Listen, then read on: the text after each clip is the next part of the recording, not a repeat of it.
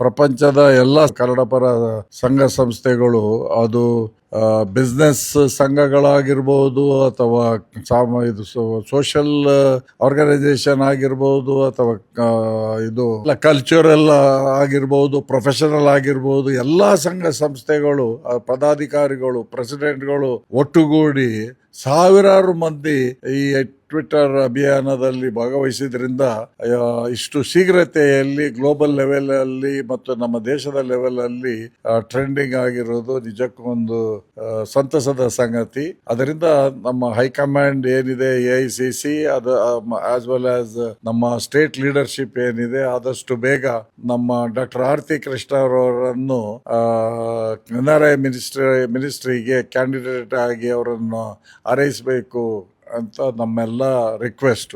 ಈ ಅಭಿಯಾನದಲ್ಲಿ ಯಾರೆಲ್ಲ ಭಾಗವಹಿಸಿದಾರೋ ಅವ್ರಿಗೆಲ್ಲರಿಗೂ ಕೂಡ ನನ್ನ ತುಂಬ ಹೃದಯದ ಧನ್ಯವಾದಗಳು. ದಿವಸ ಪ್ರಪಂಚದಾದ್ಯಂತ ಇರುವ ಎಲ್ಲ ಕನ್ನಡಿಗರು ತಮ್ಮ ಒಗ್ಗಟ್ಟನ್ನು ನಿಜವಾಗ್ಲೂ ತೋರಿಸಿದ್ದೀರಿ.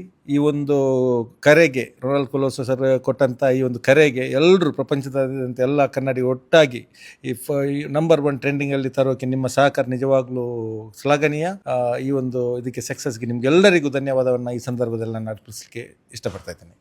See, I never thought this Twitter trending will be number 1 in India. A small spark, okay, of the global NRIs of Karnataka. And thanks to Ronald Kulaso and Hidayat and all whoever participated in this, because it is very important to know the leaders, how important this is for NRIs, this NRI ministry.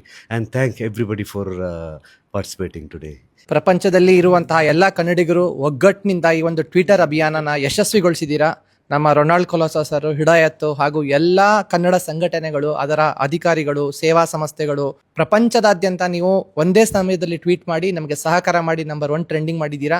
ಇದು AICC ಹಾಗೂ ಕರ್ನಾಟಕ ರಾಜ್ಯ ಸರ್ಕಾರಕ್ಕೆ ತಲುಪಲಿ ಹಾಗೂ ನಮ್ಮ ನಾಯಕಿಯಾದ ಆರತಿ ಕೃಷ್ಣ ಅವರನ್ನು NRI minister ಆಗಿ ಮಾಡಲಿ ಹಾಗೂ NRI ಮಿನಿಸ್ಟ್ರಿ ಶಕ್ತಿಯುತವಾಗಿ ನಮ್ಮ ಅನಿವಾಸಿ ಕನ್ನಡಿಗರ ಸೇವೆ ಹಾಗೂ ಅನಿವಾಸರ ಕನ್ನಡಿಗರ ಒಂದು ಬಂಡವಾಳ ಕರ್ನಾಟಕಕ್ಕೆ ಹರಿಯುವುದರಲ್ಲಿ ಯಶಸ್ವಿಯಾಗಲಿ. ಎಲ್ಲ ಕನ್ನಡಿಗರಿಗೂ ನಮ್ಮ ಹೃತ್ಹೃದಯವಾದ ಅಭಿನಂದನೆಗಳು.